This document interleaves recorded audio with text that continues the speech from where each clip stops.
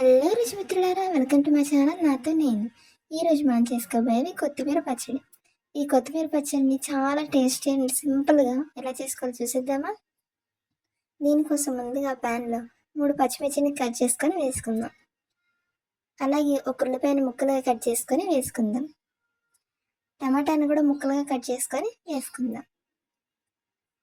1 cup పల్లీలను కూడా వేసుకుందాం. దాంతోపాటు కొంచెం జీలకర్రను కూడా వేసుకుందాం.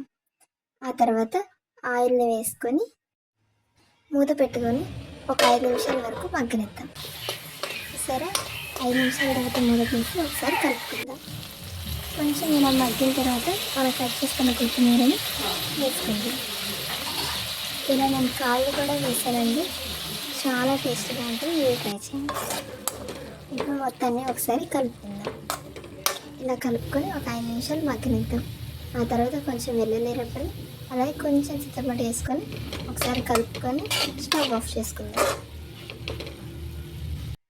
ఇప్పుడు దీన్ని అంతా తీసుకొని మిక్సీలో వేసుకుందాం.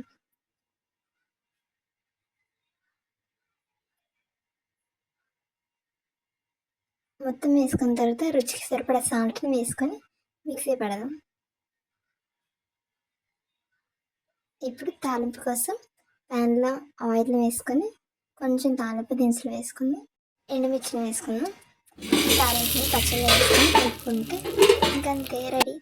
ఎంతో టేస్టీ అయిన కొత్తిమీర పచ్చడి రెడీ. చూసారా ఎంత సింపుల్. రైస్లో కలుపుకొని తింటే అద్భుతంగా ఉంటుందండి. మీరు ఒకసారి ట్రై చేసి ఎలా వచ్చిందో కామెంట్ చేయండి.